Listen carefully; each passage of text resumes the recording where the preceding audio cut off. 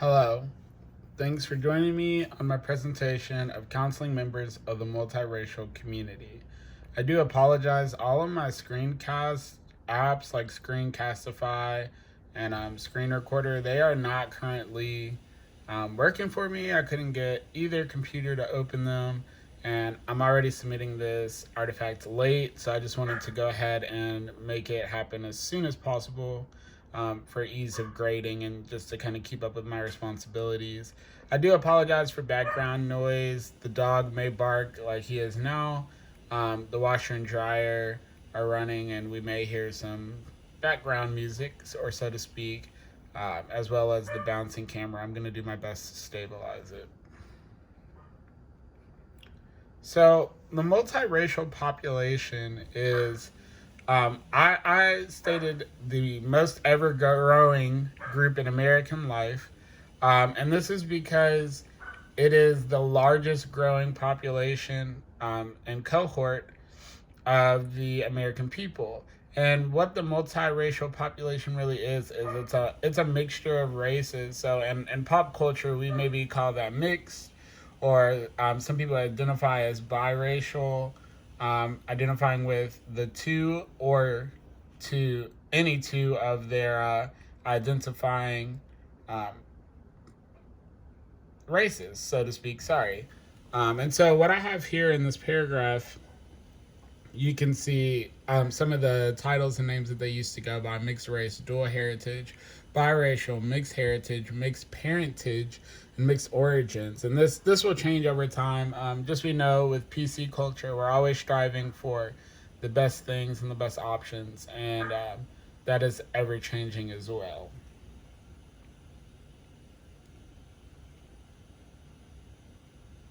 So, from what I read in the text and what I've gathered through life experience and some conversations, is that these are the four most common racial combinations that we see in America, especially in the school systems.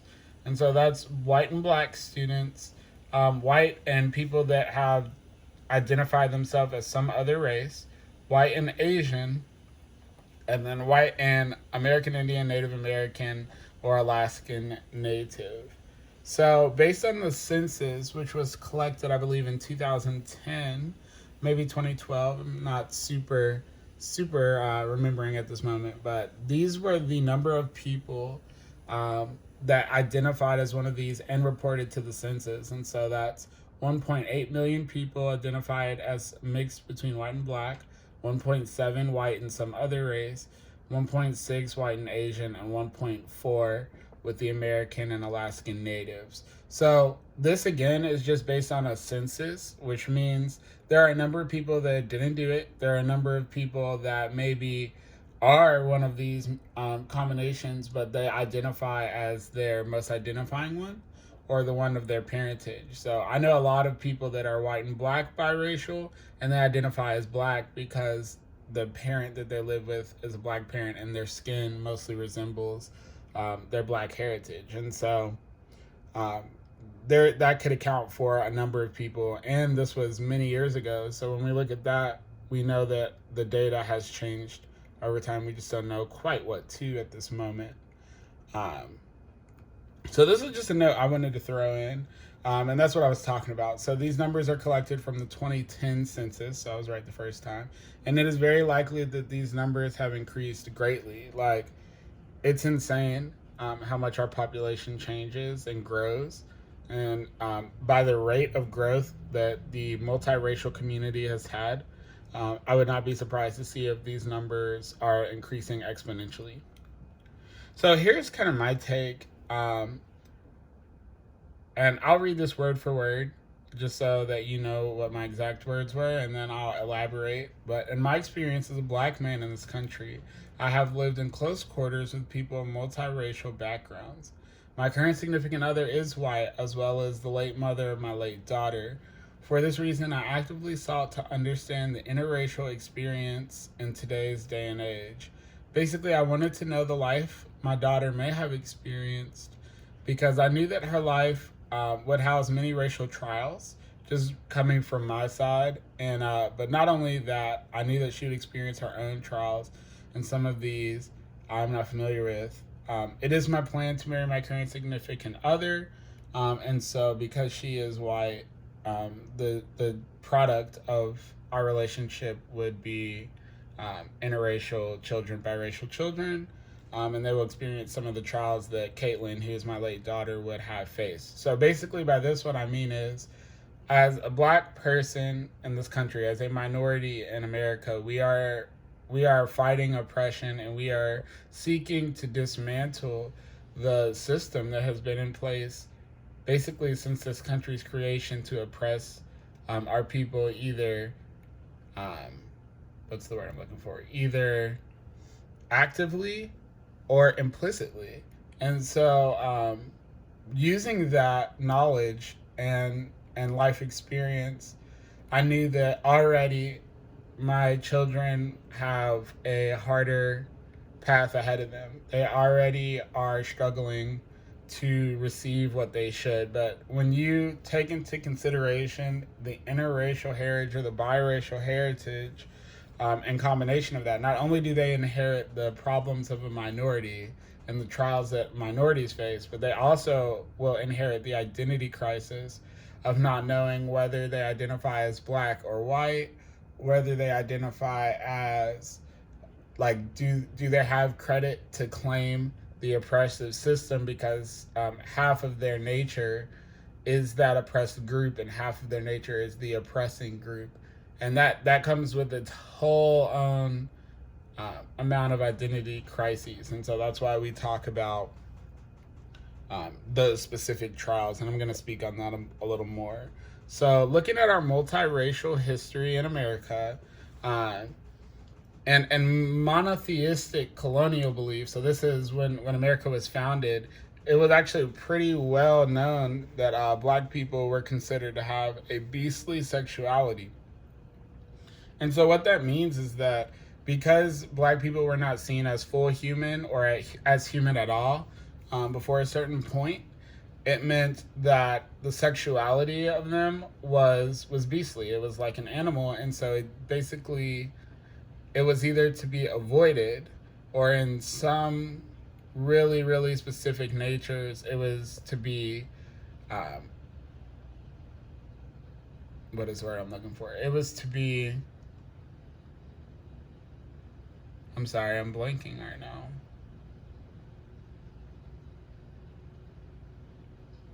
I'll just say used. It was to be used as a scapegoat for sexual release. So what I mean by that is basically, and this is actually really tied in with gender as well. So for a black man, especially of slave nature, but anyways, of a black man to engage in sexual contact with a white woman would have been seen basically the same as bestiality.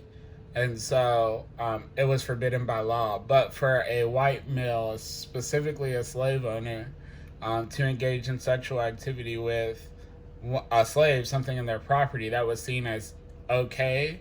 And not just okay, but actually it was seen as accepted within the realm of marriage and holy matrimony as not infidelity, just based on the nature of that black people are not humans and they were allowed to be used in that way. And so when we talk about that, that means that there is culture, especially found in the Bible Belt, where it is known that you do not marry or entertain people outside of your own race. And so I can actually speak on that from personal experience, because I went to school at University of the Cumberlands, which is kind of right in the middle of the Bible Belt. My school, University of the Cumberlands, when I first started attending it, was a school within the Southern Baptist Convention. And a lot of the partners that I had while in school were of the white race, of the Caucasian race, and on multiple occasions that I have parents tell me that they don't believe in the mixture of the races, and that is something to be condemned by God. And there's actually what they view as legitimate legislation that forbids relationships of that nature. And so there were laws like when we talk about biblical law or what's written out in the monotheistic culture, there are also laws that existed in America that prevented black and white people from marrying. And this overturned law came to the Supreme Court with Loving versus Virginia, and that was in 1967. There's actually a really good movie about the Lovings, where it was a white male and a black woman who were married. They're both from Virginia. They wanted to get married, and the state basically said, you can't do that. And they just kept seeking appeals, and it went all the way to the Supreme Court. And I actually just watched that movie last summer, I think. It was a good one. You should check it out. So now I want to focus on multiracial individuals, specifically at the Academy at Shawnee. Based on the school report card statistics online, we have a student population of 617 students enrolled at the Academy at Shawnee. This is 6 through 12, so the middle and high school. And 24 of those students identified themselves as belonging to more than one race. So this is where I go back to my earlier idea where I have to mention that there's a high probability that there are actually more students who represent more than one race, but they do not identify that way based on their culture, family, or friend group and cohort. And so I have attached a little pie graph, and I know the title is kind of blocked, but I did that on purpose because I wanted you to see exactly what we're talking about when we talk about the biracial percentage of our student population, or students that actually identify as biracial. And so you can see that even in a predominantly black school, the biracial community is less than 6% of our student population. We have a relatively small population as well. So identity and inclusion, and this is where I was speaking on behalf of my children, future children, and late children. Child, I guess I've only had one child so far.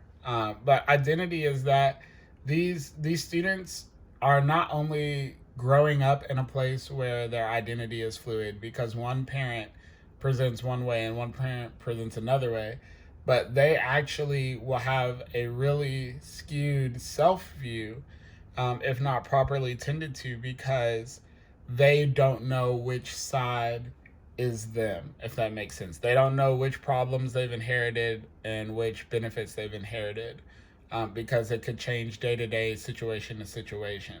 But I also wanted to point out that, some students, some children, some people will use their racial diversity as a tool, and they will shift between sides based on what they think is the side that will serve them best at that moment. So like, if a child is biracial, black and white, but they know that they can pass for white, it's very likely that that child would use that white skin and that hair texture or whatever else that makes them look white, quote unquote, to their benefit, as opposed to when they're hanging out, or when they want to look black, when they need the culture to believe in them as a black being, they will identify with their black side. And so there's that. But then with inclusion, which is a big part of counseling work, as we all know, the Academy at Shawnee, the bulk of our population is minority, which is kind of rare, but it does allow people of color to feel unified. And so with that comes a little bit of natural comfortability, because there are other students that look like you, and there are teachers that look like you. We understand the diversity of hairstyle. We understand the culture and the other outside factors that the students are bringing in at the Academy at Shawnee, and we empathize with that. Some of us have lived it, and so it creates a really, really safe environment for those students. Also, we have a social justice and equity team at the Academy at Shawnee that actively seeks to tear down implicit biases and to make the school culture equitable. And so when we search for equity within our school, that we know that we can't achieve that without accommodating certain students differently than other students. And so our biracial population is also included in that, and they're represented, and so that helps us level the playing field for all. And then finally, for an activity, what I would say is that because America is a melting pot of different cultures, races, religions, and perspectives, it's important that we look outside of ourselves to understand these things. So uh, I challenge people to trace your family back and just see what diversity lives in you, because it's actually would be really rare, or it would be really rare for you to only come from one place and live in America today, but it is possible based on usually when your family arrived here. So if you are of Native American or Native Alaskan descent, it's probably likely that your bloodline is very pure or that it's mixed with one other race. Um, if you identify as Black or African American, it's very probable that there's a lot of different races mixed in that, just based on what was happening in slave culture in the early build of our country.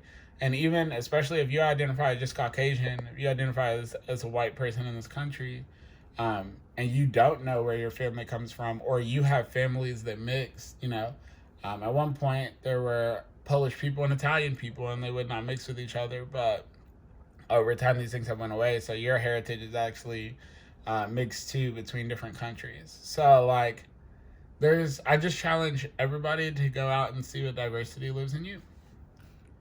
And that's all. So once again, I apologize for the shaky camera. I'm just trying to make things happen. I'm doing my best, and I want to make sure I present material as timely as possible. I hope everyone has a great night, great day, and I look forward to completing the program with you all.